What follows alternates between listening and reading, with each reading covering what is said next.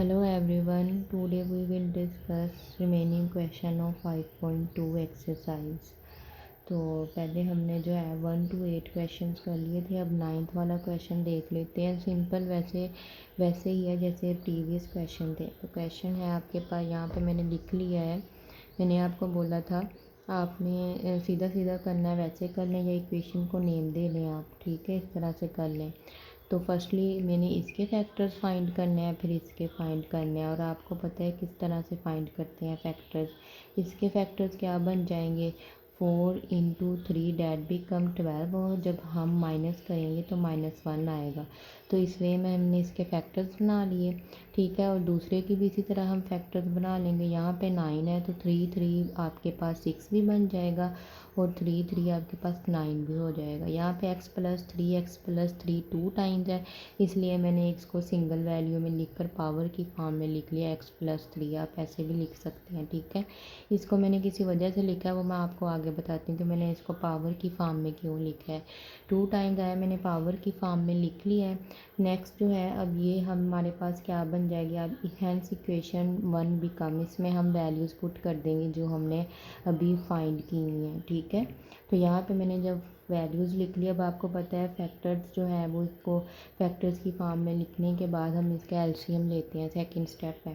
तो यहाँ पे देखिए इसका एलसीएम और इसका एलसीएम अगर आप देखें x + 3 दोनों में है, लेकिन यहाँ पे सिंगल पावर है, यहाँ पे 2 है। और आपको पता है अगर मैं एक सिंपल वे में मैं अगर 3 और 9 का एलसीएम फाइंड करती हूँ तो आपके पास जो है वो क्या आता है, इसका एलसीएम। तो आपके पास आता है इसका एलसीएम 9 आता है, 3 3 9, यानी ग्रेटर वैल्यू का इसका एलसीएम आता है, ठीक है, स्मॉल नहीं आता। अब इसमें देखें यहाँ पे पावर 1 है, यहाँ पे 2 है, तो कौन सा ग्रेटर नंबर है आपके पास, 2 पावर वाला ग्रेटर है ना।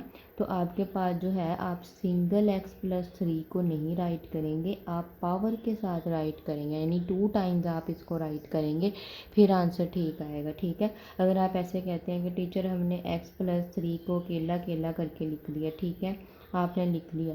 अब आप देखें यहाँ पे 2 टाइम्स x + 3 आता है, मैंने बोला था एक टाइम लिखना है, जब आपके पास इसमें भी एक है और इसमें भी, देखो दूसरे ये दूसरे का लगा ले। अब इन दोनों में से मैंने ये चीज़ कॉमन ले ली, ठीक है, एक टाइम लिख लिया मैंने 1 टाइम, पीछे तो अब ये वाला रहता है ना, इसको भी तो लिखना है ना, तो वो आप इसको 2 टाइम्स लिखेंगे, ठीक है। अगर आपको इस सेंस में नहीं समझ आ रही तो आप ये मैंने पहला जो तरीका बताया पावर वाला, ये 1 है और ये 2 है, तो ग्रेटर पावर वाला नंबर हम पिक करेंगे। ग्रेटर वाला कौन सा है, 2 वाला। तो यहाँ पे मैंने एलसीएम पर 2 पावर वाला लिखा है। हर क्वेश्चन में अगर इस तरह का आ गया, अगर 3 पावर आती तो आप फिर 3 के अकॉर्डिंग जो है वो लेंगे, ठीक है। तो उसके अकॉर्डिंग जो है वो क्वेश्चन होगा, लेकिन अभी आपके पास 2 पावर में ही है, तो ये तो आ गया 2 पावर वाला, इसमें से इन दोनों का एलसीएम आ गया और पीछे क्या बचा x - 4। तो इस सेंस में मैंने इनका एलसीएम लिख लिया। बस इसमें ये न्यू टर्म थी, बाकी जो है न्यू चीज़ थी, बाकी जो है सेम ऐसे ही है। हम जी देखें x - 4 x + 3, ये x - 4 कट गया और x + 3 एक x से कट गया, ठीक है। 2x है ना यहाँ पे, यानी 2 पावर दी है ना, सॉरी x नहीं 2 पावर दी है ना, एक पावर कट गई, पीछे अभी भी x + 3 है, तो ये x + 3 ऊपर वाले से क्या हो जाएगा, मल्टीप्लाई हो जाएगा। अब नीचे ये कट गया, ठीक है, और पीछे ये वाला बच गया, तो इस फैक्टर ने ऊपर जो है वो मल्टीप्लाई हो गया, ठीक है। अब हम सिंपल इसको मल्टीप्लाई करेंगे तो ये आंसर आएगा, इसको भी मल्टीप्लाई करेंगे तो ये आंसर आएगा। अब इसको जो है हम ओपन कर लेंगे, तो यहाँ पे मेरे पास जो है एक x जो है ये पॉजिटिव का है, ये माइनस का है, तो ये कट हो गया, पीछे 5x और 4x 9x बन गया और 6 आ गया, ठीक है।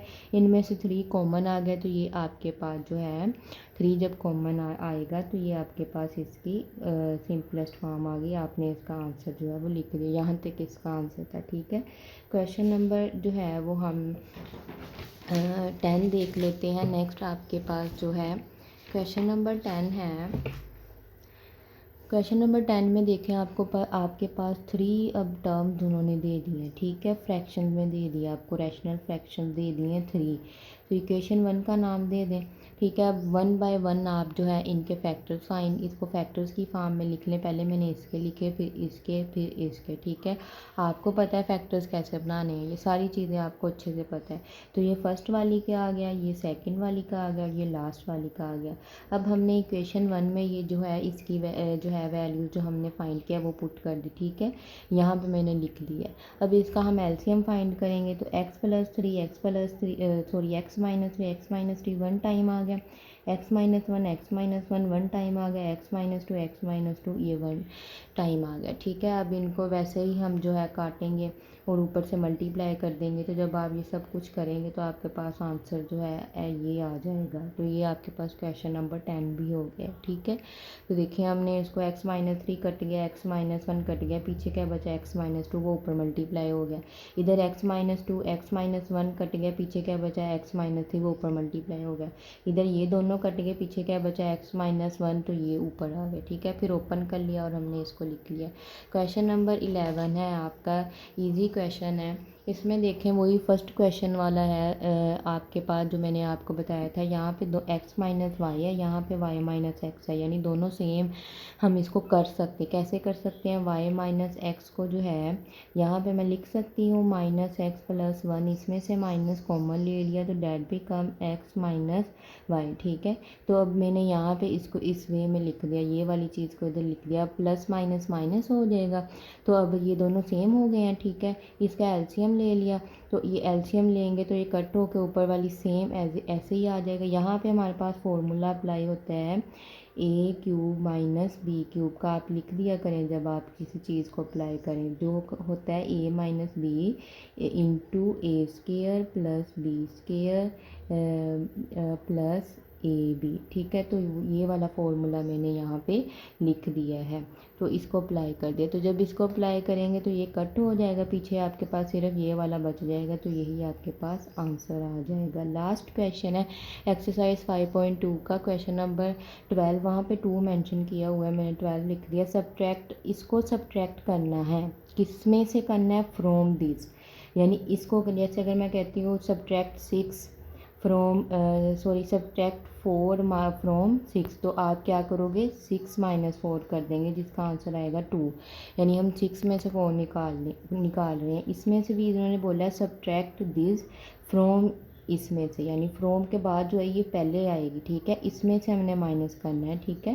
तो इसमें से माइनस करेंगे तो ये फर्स्ट पर आएगी, फर्स्ट इसको लिखेंगे, तो ये लिख लिया, फिर माइनस कर दिया और ये आ गया, ठीक है। अब इसमें भी वही चीज़ है, देखें यहाँ पे आपके पास क्या है एक्स स्केयर प्लस 2 दोनों सेम है, लेकिन इसके पास क्या है स्केयर है। तो मैंने बोला आपने स्केयर वाले को पिक करना है, स्केयर वाला एलसीएम आ गया, ठीक है। अब ये तो कट हो गया, ऊपर वाला एज इट इज़ आ जाएगा क्योंकि नीचे सेम है, ये आ गया माइनस। अब देखें एक्स स्केयर प्लस 2 एक से कट गया, यानी अगर मैं इसको ऐसे कहूँ आपके समझाने के लिए, एक्स स्केयर प्लस 2 डिवाइड करना है मैंने किसके साथ, इसको मैंने डिवाइड करना है एलसीएम को किसके साथ करना है, एक्स स्केयर प्लस 2। तो ये 1 इसके साथ कट हो गया, पीछे एक पावर अभी भी बची, एक पावर माइनस हो जाती है, यानी 2 में से -1 किया तो एक पावर अभी भी रहती है।